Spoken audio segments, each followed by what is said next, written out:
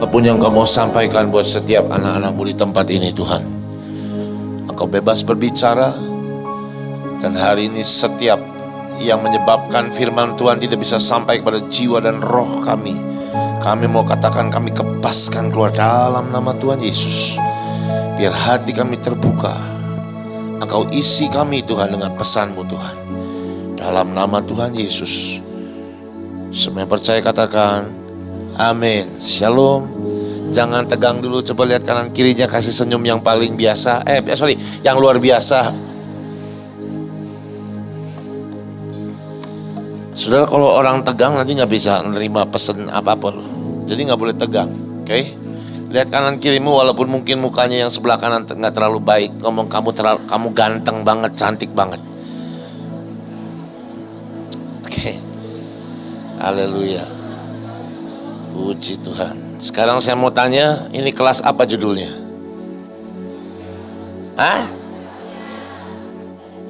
Karunia. Panitia ngasih tahu itu loh, judulnya Heavenly Realm katanya. Ya udah sama lah ya, karunia. Padahal saya dikasih Heavenly Realm, jelas masih ada bukti jejak digitalnya. Ya udah nggak apa-apa lah ya. Kumaha khotbahna ya. Saudara, saya mau cerita tentang sama aja, karunia itu juga berbicara tentang hal-hal yang ada di surga. Amin saudara. Sekarang saya mau tanya sama saudara, menurut saudara, surga itu ada di mana? Saya hari ini pembicaranya 3. Saya yang pertama, saya mau habis ini 2 pembicara berikutnya akan membawa Anda terbang. Saya tugasnya adalah membawa Anda nginjak kaki di bumi, supaya pada waktu diajak terbang jangan lupa mendarat lagi. Jangan terbang terus nggak pulang, ya. Lah mati kabeh. Oke. Sekarang saya mau tanya saudara, kira-kira surga itu ada di mana saudara? Di atas. Di mana saudara? Di bumi. Seberapa yakin Anda bisa bicara surga ada di bumi? Iya, doa Bapak kami di Alkitab, Pak. Benar. Saudara, saya hari ini mau bicara sesuatu yang nyata, yang real, saudara. Memang karunia roh itu sesuatu yang wah, yang luar biasa. Tapi sebelum itu saya mau bicara sesuatu yang real dulu, yang nampak di bumi, saudara. Karena ada banyak orang bicara tentang karunia, tapi lupa bahwa hidupnya masih di dunia. Saya berkali-kali ketemu dengan orang, ketika saya melihat orang ini berhasil dalam suatu pekerjaan, saya tanya, kenapa kamu berhasil? Jawabannya selalu, semua hanya karena anugerah.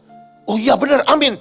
Tapi caranya, supaya ketika kau bicara masalah anugerah, caranya supaya anugerah itu nyata dan engkau berhasil dalam usahamu, apa yang kau kerjakan? Semua hanya karena Tuhan. Oh ya, amin. Tapi prakteknya gimana kamu bisa karena Tuhan dan jadi berhasil? Kita harus punya iman. Lama-lama mau saya toyor orang itu. Itu hal-hal yang sudah kita tahu. Bicara masalah iman, bicara masalah berdoa, bicara masalah puasa, bicara masalah doa peperangan, bicara masalah semuanya karena anugerah. Udah tahu. Tapi kadang-kala nih banyak orang gak bisa menjelaskan bahwa benar anugerah. Tapi gak cuma anugerah. Gak cuma itu batas di mulut, tapi pasti ada sesuatu yang harus kita kerjakan dan kita lakukan. Soalnya banyak yang nanya saya. By the way, yang belum tahu, saya punya usaha.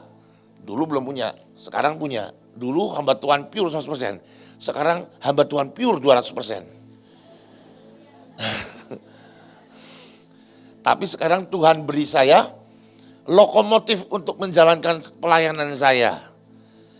Saya punya usaha, saya cerita ya, bukan untuk promosi.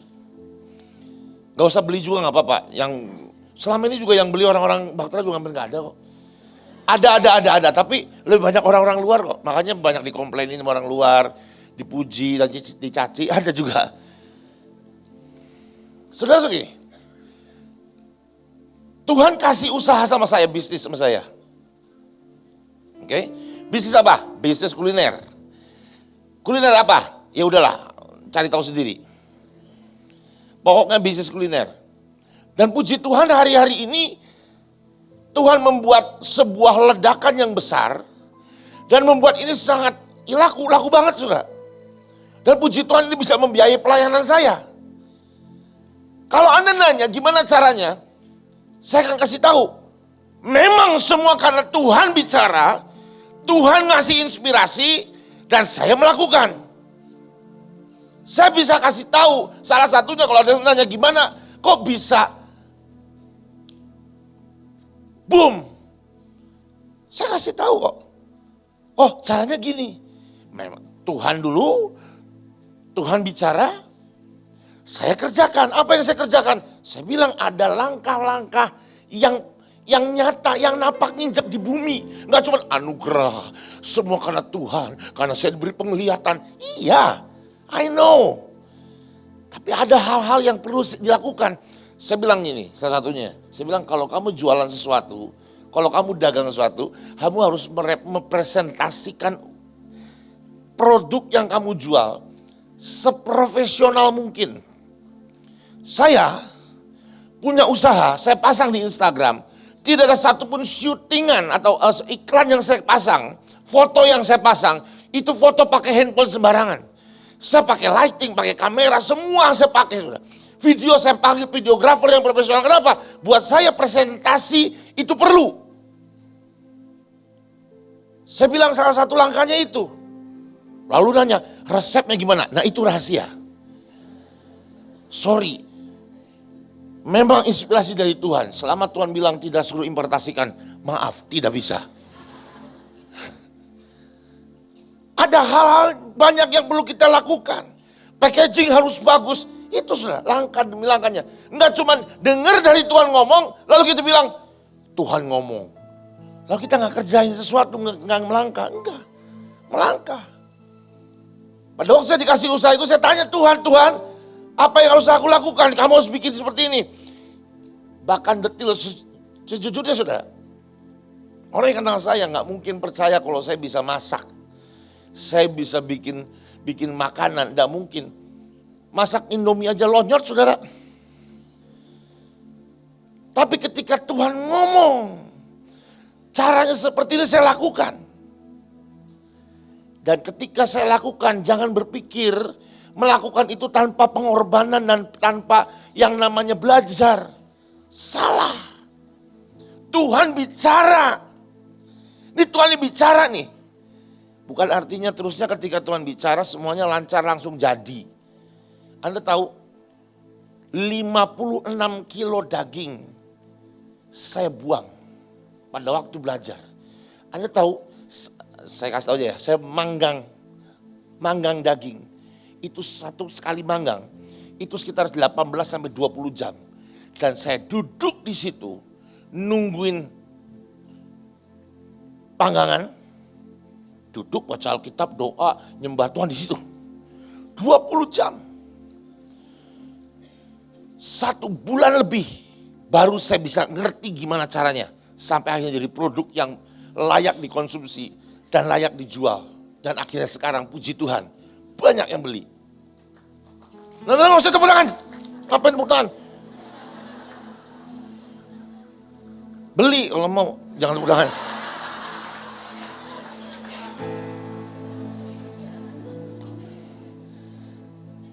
Harus tester.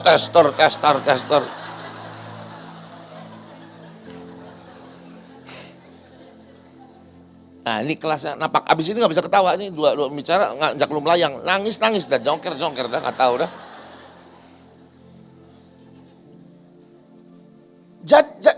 Ada pengorbanan, ada stepnya. So Anda bicara masalah karunia, Anda bicara masalah surga, bukan artinya gampang seperti itu. Engkau harus belajar. Satu hari saya pernah ke satu kota, saudara. Saya datang, saya minta, ada satu orang minta didoakan, saya doain. Tadi Tuhan ngomong, kamu akan diberikan usaha. Usaha dalam perikanan, kamu akan punya kapal, kamu akan punya kapal itu nangkap ikan, dan kamu akan diberkati dengan usaha seperti nelayan itu. Kapal tongkang besar, saya bilang kapal besar. Tuhan bilang itu. Tuhan bilang dalam 6 bulan, 3 atau 6 bulan, saya lupa pokoknya. Ada rentang waktunya. Engkau akan, semua itu akan jadi buat hidupmu. Anda tahu? Jadi. Di waktu yang Tuhan sudah bilang, ada satu orang kasih kapal buat dia. Kasih kapal. Ini orang mau pindah, kapalnya bukan dikasih, kasih. Suruh pakai. 6 bulan kemudian setelah dia punya kapal itu, saudara, dia bangkrut dan lebih miskin daripada sebelumnya. Saya datang ke kota itu waktu pelayanan. Diajak ketemu orang itu sudah gak mau kenal Tuhan lagi. Pak, ayo temuin Pak. Sejak penggenapan janji Tuhan, dia gak mau kenal Tuhan lagi. Ayo temuin Pak, saya temuin. Begitu ketemu saya langsung ngoceh panjang lebar, saudara.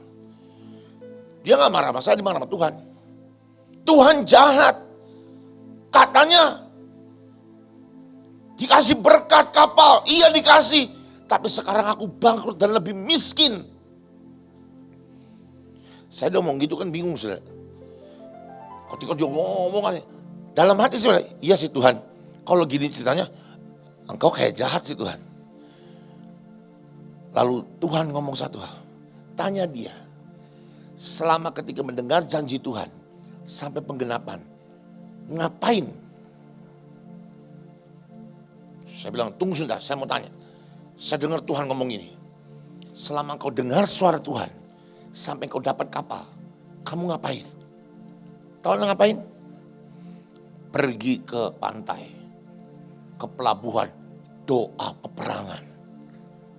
Tancapkan patok. Curahkan darah Yesus. Kebetulan imam bakar dupa. Deklarasi sampai masuk segini katanya. Masuk ke laut sampai segini. Deklarasi kurang apa? Setiap hari. Ayo, kurang rajin apa saudara? Saya ngomong lagi Tuhan. Dia udah ngelakuin semua. Dan lebih rajin dari saya. Lebih hebat Tuhan. Tuhan ngomong apa? Pernahkah dia belajar tentang nangkep ikan, jual ikan, cari pembeli dan lain-lain? Saya tanya lagi, pernah kamu ngelakuin ini? Belajar gak pernah? Apa gak pernah? Gak pernah. Saya bilang, nah itu salahmu. Kamu hanya menangkap apa yang ada di roh. Tapi kamu tidak pernah mempersiapkan apa yang ada di bumi. Saudara lihat Alkitab saudara.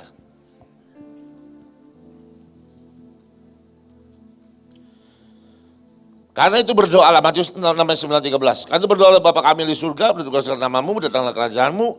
Sekali datanglah kerajaanmu dan jadilah kehendakmu di apa saudara? Di bumi seperti di surga. Ada 2 elemen. Enggak cuma yang di surga atau di alam roh.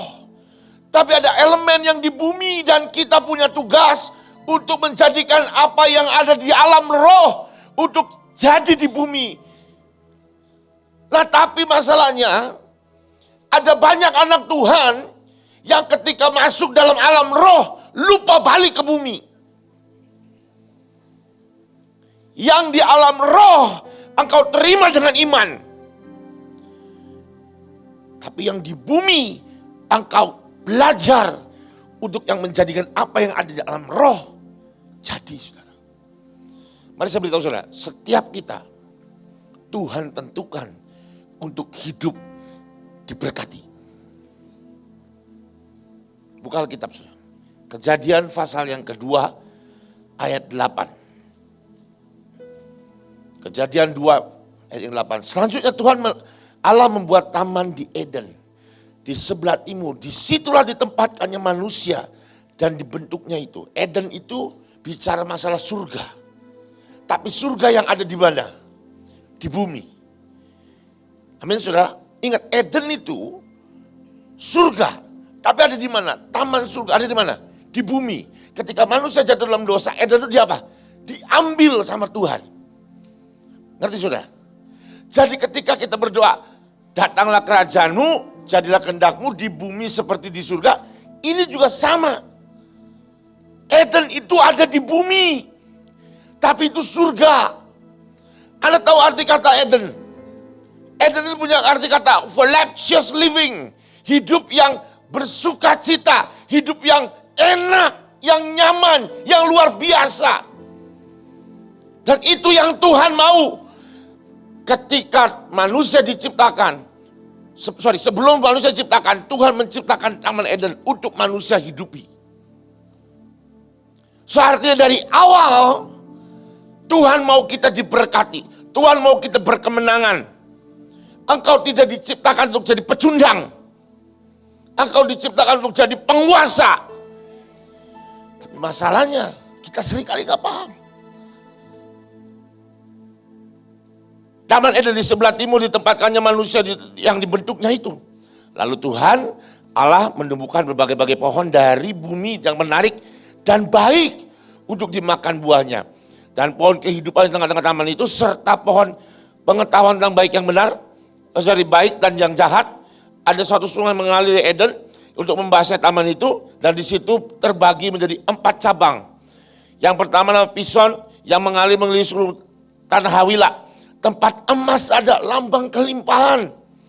Dan emas di negeri itu baik. Di sana ada damar bedolah dan batu krisopras. Saya mau bawa Anda mengerti satu hal.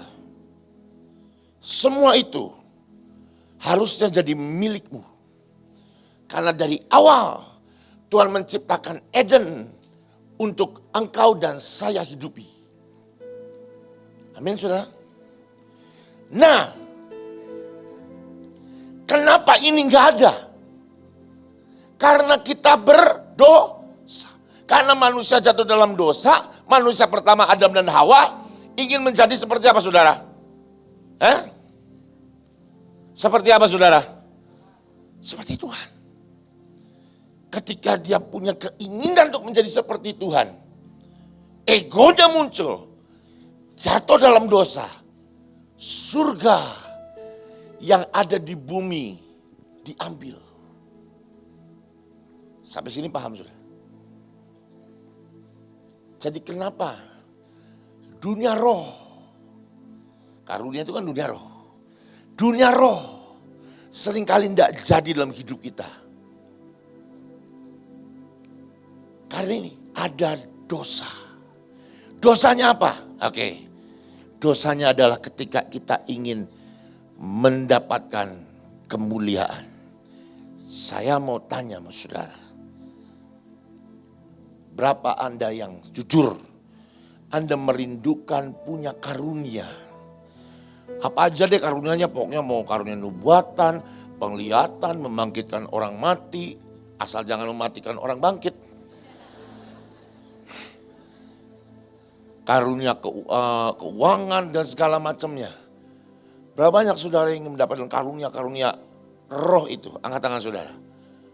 Puji Tuhan banyak. Oke, pertanyaan selanjutnya, untuk apa? Untuk kemuliaan Tuhan? Iya, kalau di sini ngomongnya gitu. Di depan publik ngomongnya kan untuk memuliakan nama Gusti Yesus. Karena Anda ngomongnya di sini dan lagi waras. Berapa banyak saudara yang Anda tidak tahu, kadangkala dalam hatimu engkau punya keinginan untuk punya karunia. Tapi karunia itu untuk supaya Anda terkenal. Untuk supaya Anda mendapatkan sesuatu. Kedudukan, jabatan. Karunia bisa mendatangkan uang. Dan ketika itu ada dalam hidupmu, there is no heaven on earth. Gak ada surga di bumi. Semua diambil sama. ketika muncul keinginan dari Hawa, manusia pertama itu, ingin menjadi seperti Tuhan. Akhirnya diambillah surga di bumi. Anda mau lihat surga ada di bumi dalam hidup Anda, di pelayanan Anda. Mulai hari ini, lihat hatimu. Jangan-jangan ada keinginan untuk engkau dihormati, keinginan engkau mendapatkan kemuliaan.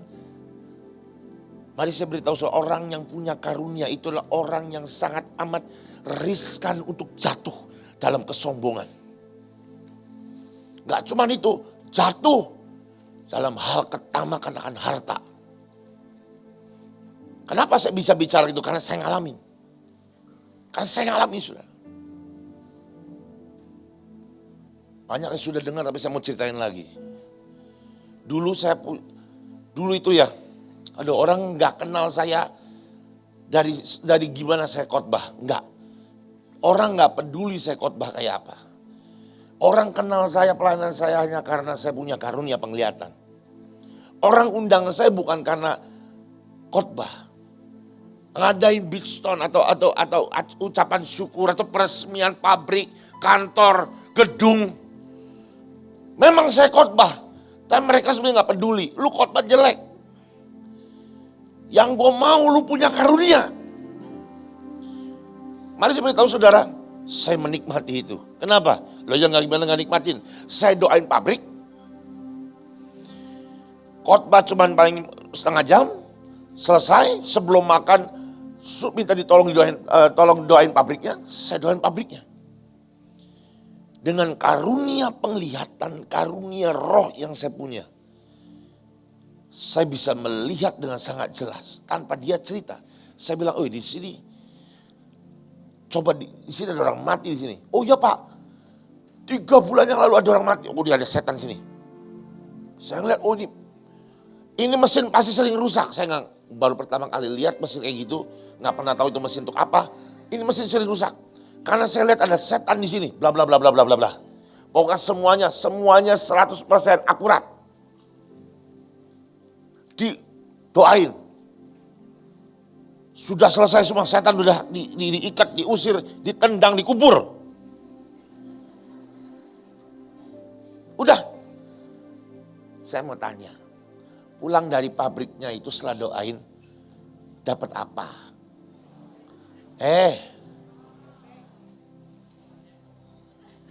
Bukan ini yang Korea ya, ini. Ini Korea nggak penting, ini lebih penting saudara. Ini tuh nggak bisa beli makanan, ini bisa. Ya, dapat duit. Dan duitnya, saya ini jari 2 ini bisa punya mesin scan. Saya tahu mana yang 10 juta, 5 juta, 20 juta. Yang 100 juta itu pasti tipis banget. Cek bentuknya. Kalau tipis banget, orangnya udah kaya raya, yang ngundang tipis, bahagia. Setebal apapun gak ada harganya, tipis lebih berharga. Angkanya pasti gede banget. Dan saya menikmati. Gimana gak nikmatin? 1 bulan bisa dapat 50-100 juta. Karyawan atau direktur bank mana yang punya gaji segitu ya? Lumayan. Kuliah gak lulus, bisa dapat penghasilan seperti itu, jumawa. Datang diundang orang kaya itu, biasanya kalau kita mana kaya kan, ya Pak, ya. Orang kaya yang gitu, Pak Pendeta, padahal belum pendeta. Duit banyak. Satu hari,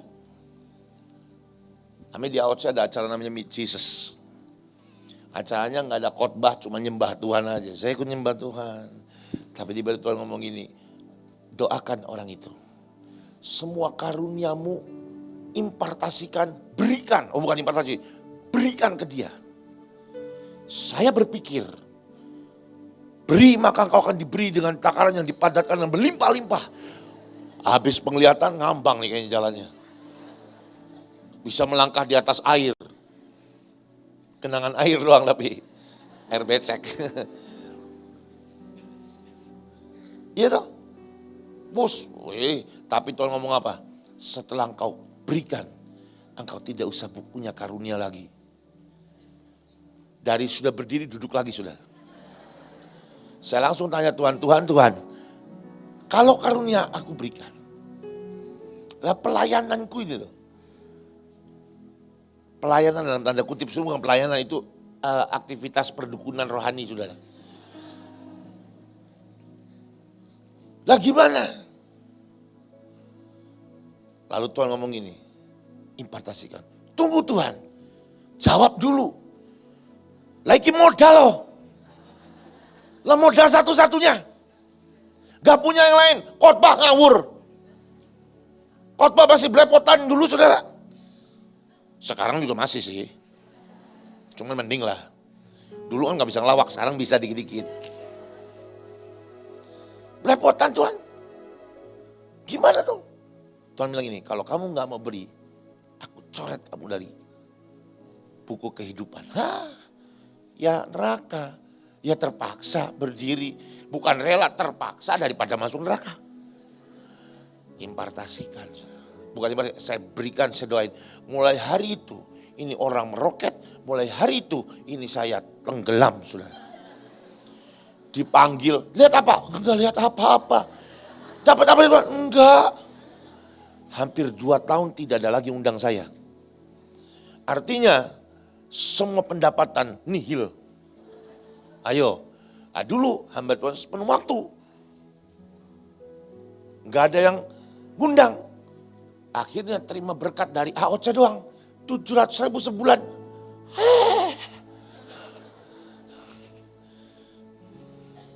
Bayangin sampai saya sempat pahit sama Tuhan. Engkau jahat Tuhan. Sampai gak bisa bayar telepon. Telepon di rumah sampai kalau ditelepon malu sudah. Selesaikan dulu tagihan Anda. Listrik disegel. Sampai benar hidup susah sudah. Sampai titik saya udah gak kuat, saya datang ke Pak Yusak. Saya datang, aku sudah kuat. Aku gak kuat. Saya cerita semuanya, saya ngakui semuanya. Lah ya, kamu lo hidup dari khotbah, hidup dari pelayanan, hidup dari Tuhan. Bukan dari pelayanan. Oh saya ditoyor saudara. Puji Tuhan habis ditoyor, dimarahin, dikasih uang. Ini kamu nih, supaya kamu bisa makan. Lumayan loh. Ya. Dari situ saya paham. Ketika hati mulai berubah. Pikiran, pola pikir, karakter hati, sikap hati. Hanya mau melayani Tuhan, bukan karena uang. Saya bertobat, saya berdamai. Mulai dari situ Tuhan bawa naik saudara. Apakah dengan karunia? Gak usah tepuk tangan.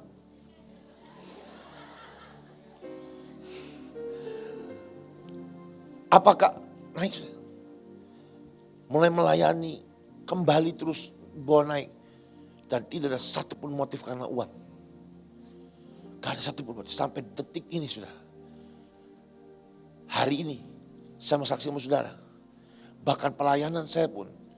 Saya dari pertengahan tahun kemarin sampai sekarang saya tidak lagi khotbah di Jakarta, enggak, sudah hampir enggak. Hanya sedikit, hanya beberapa orang. Ketika Tuhan bilang ya layani, enggak. Kalau enggak ya enggak. Hanya satu tempat yang saya enggak pernah berani tolak, ya Mahanaim. Takut saya saudara itu. Kan kalau pemimpin di sini kan minta khotbah itu hari Sabtu khotbah, Jumat ditelepon saudara. Coba ada di mana? Bandung. Oke kamu khotbah Sabtu. Astagfirullah.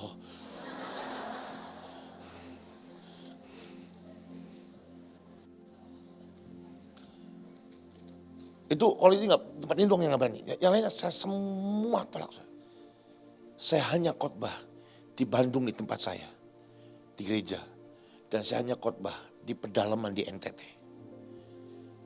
Yang Tidak mungkin kasih persembahan, saya yang kasih, saudara. Dan mari saya beritahu saudara, ketika hati udah gak ngarah ke situ, Tuhan buka, Tuhan buka, Tuhan buka. Gak cuma berkat karunia dan segala macam, penglihatan terus Tuhan buka. Jadi artinya gini, Anda ngejar karunia itu buat apa? Anda pilih kelas ini untuk apa? Jujur aja, jujur. Jujur dari hatimu, gak usah bohong. Kalau bohong Tuhan tahu di hatimu apa kok. Nah Anda ini mau masuk kelas karunia itu untuk apa? Untuk memuliakan Tuhan, Mbak. Iya agak pret sedikit sih. Jujur aja saudara. Oh dipaksa. Terpaksa ternyata. Saya baru tahu Anda terpaksa di sini.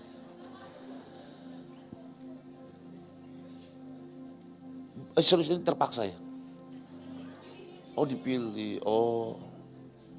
Bagus berarti.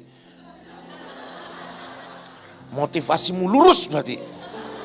Karena Tuhan memaksakan engkau. Tapi ingat satu hal. Kalau Tuhan kasih karunia, hari ini tiba-tiba Tuhan turunkan karunia. Bukan kalau, tapi saya yakin sih, pasti akan Tuhan turunkan karunia.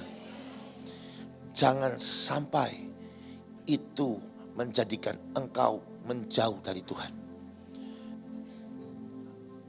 Karunia bisa justru menjauhkan kita dari Tuhan.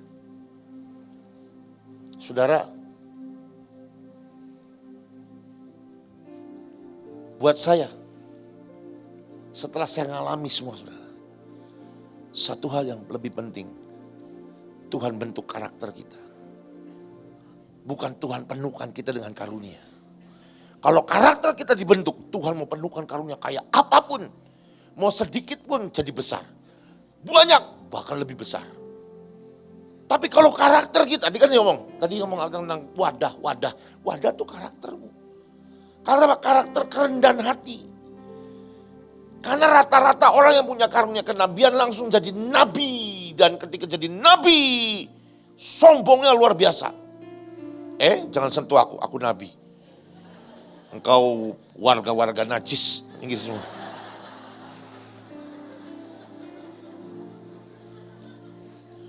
Jangan sentuh ujung jubahku.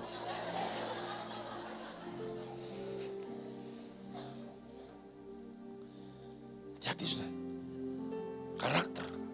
Anda mau punya karunia, kecil pun ketika karaktermu kuat sudah dalam Kristus. Sekecil apapun karunia yang Tuhan berikan, itu akan besar. Itu akan besar. Wadahmu loh karaktermu. Yang paling penting di atas semuanya saudara, engkau harus punya kasih. Karena ketika engkau punya kasih kepada orang, engkau tidak bisa sombong. Mau saya buktikan? Saya buktikan. Buka Alkitab saudara. 1 Korintus 13 ayat 1 sampai 2. Sekalipun aku dapat berkata-kata dengan semua bahasa manusia dan bahasa malaikat. Luar biasa. Mulai dari bahasa manusia. Berapa bahasa yang dikuasai? Enggak cuma Inggris. Semua sudah. Senegal, Venezuela, semua. Dan bahasa malaikat. Tetapi jika aku tidak mempunyai kasih, aku sama seperti gong yang berkumandang dan canang yang bergelincing. Sekalipun aku mempunyai karunia untuk bernubuat, dan aku mengetahui segala rahasia dan memiliki seluruh pengetahuan, dan sekalipun aku memiliki iman yang sempurna untuk memindahkan gunung. Tetapi jika aku tidak mempunyai kasih, useless, tidak berguna. Mari semua bergerak dengan belas kasihan pada orang-orang banyak. Saudara, Yesus ketika memberi makan 5.000 orang. Yang pertama kali ketika dia tergerak oleh belas kasihan kepada orang banyak. Maka pelipat ganda itu terjadi saudara. Saudara, saya sedang dari tahun kemarin saudara. gali sumur ke daerah-daerah yang kekeringan di Pulau Timor, sekarang bergerak di Flores dan Sumba. Awalnya dari mana? Satu hari ketika saya pelayanan ke sana, awal-awal saya pergi ke sana, saya melihat anak-anak kecil, dekil banget, pakai bawa dirigen. Saya tanya itu mereka kemana? Ngambil air, jauh enggak?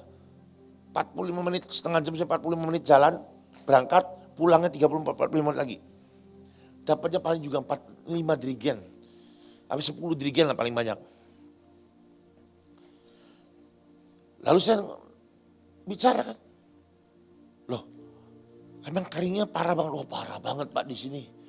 Gali sumur itu mahal. Berapa emang gali sumur? Semua sampai ketemu air 99 juta sampai 100 juta lebih. Terakhir 90 juta katanya habisnya. Wow. Lalu saya jalan lagi, saya lihat ada satu bangunan di tembok. Saya ngelihat ada keran air. Wah, di sini bedanya ada air nih. Kenapa nggak bisa? Oh nggak bisa Pak. Itu miliknya orang-orang Kedar dan Nebayot. Kalau mau ngambil itu harus menyebutkan kalimat tertentu sebagai pengakuan imannya. Ganti baju semuanya. Baru boleh ambil air di situ. Waduh. Di situ ada belas kasihan Tuhan turun di hati saya. Saya nangis sudah. Tuhan, betapa orang-orang ini harus berjuang mempertahankan imannya hanya karena air. Dengan perjuangannya hanya dengan air. Imannya itu diperjuangkan, saudara. Lah kita di sini minum setengah gelas belum habis ditinggal dibuang. Saya doa, saya nangis, Tuhan, aku mau lakukan sesuatu. Saya langsung kontak, saya beli mesin bor sumur, saudara. Sekitar 100, hampir 150, 160. Hampir 170 juta lah. Saya beli. Dan karena belas kasihan itu, Tuhan bekerja. Bisa kebeli, saya kirim saudara. Orang mereka, Kedar dan Nebayot, mereka punya gerakan yang sama. Mereka gali sumur, satu lubang, 1 bulan atau 1 bulan setengah. Kami bor sumur dengan mesin bor yang punya mereka jauh lebih gede, sudah. Dengan mata bor yang gak ganti-ganti sampai detik ini. Mereka 1 kali ngebor, mata bornya rusak. Saya gak pernah ganti 1 bor, gak pernah ganti. Anda tahu sudah, yang sana 1 bulan setengah, yang saya rekor paling lama itu 2 minggu.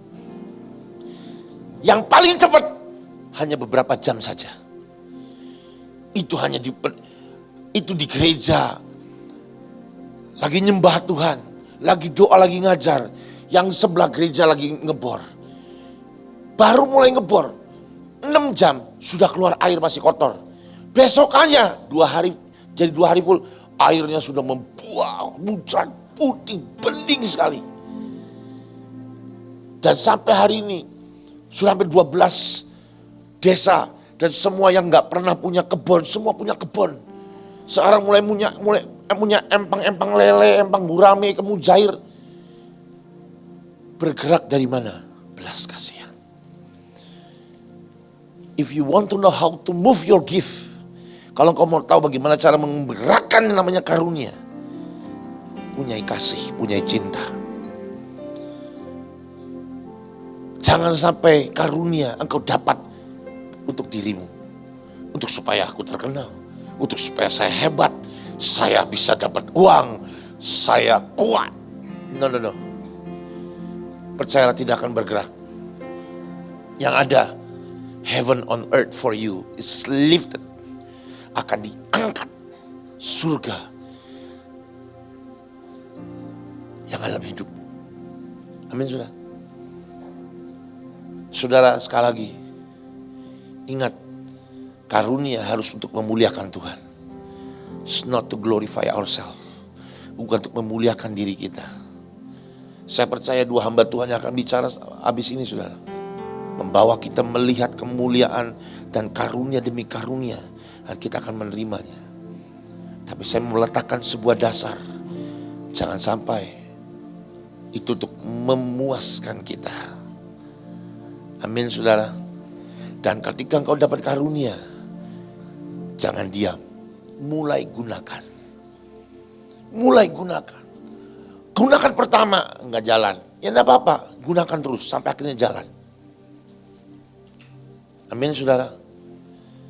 Ayat terakhir buat saudara. Udah setengah jam belum?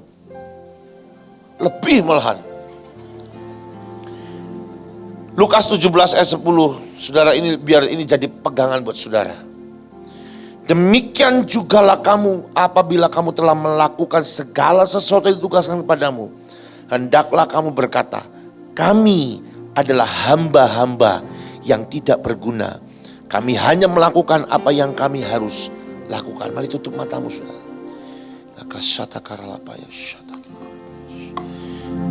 Mari pegang matamu saat ini. Pegang matamu semuanya. Pegang matamu.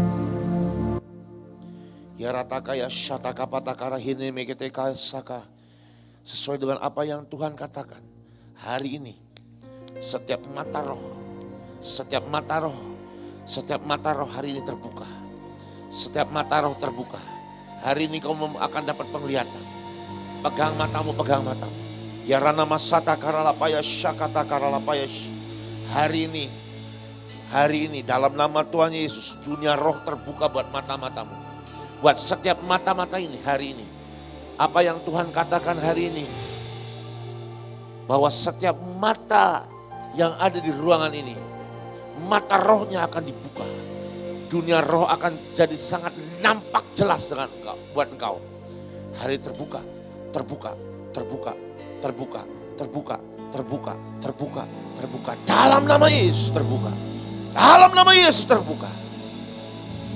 Yarana masekete karalapa. Jangan takut. Nanti ketika kau dapat penglihatan yang aneh-aneh pun jangan takut. Jangan takut, jangan takut. Yarana makete kesete karalapa ya rata karalapa ya. Saat ini setiap mata roh terbuka. Mata roh terbuka. Ada beberapa dari engkau akan melihat banyak malaikat. Ada banyak engkau melihat. Bahkan engkau akan melihat banyak setan-setan. Engkau bahkan akan melihat berkat-berkat. Engkau akan melihat. Bahkan beberapa dari engkau akan melihat surga.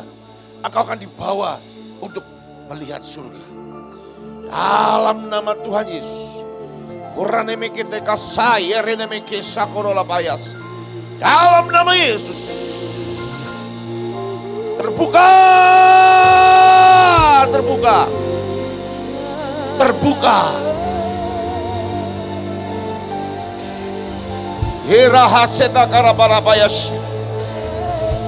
Yarata kaya shata karalabayas. Shata karalabayas. Rata karalabayas.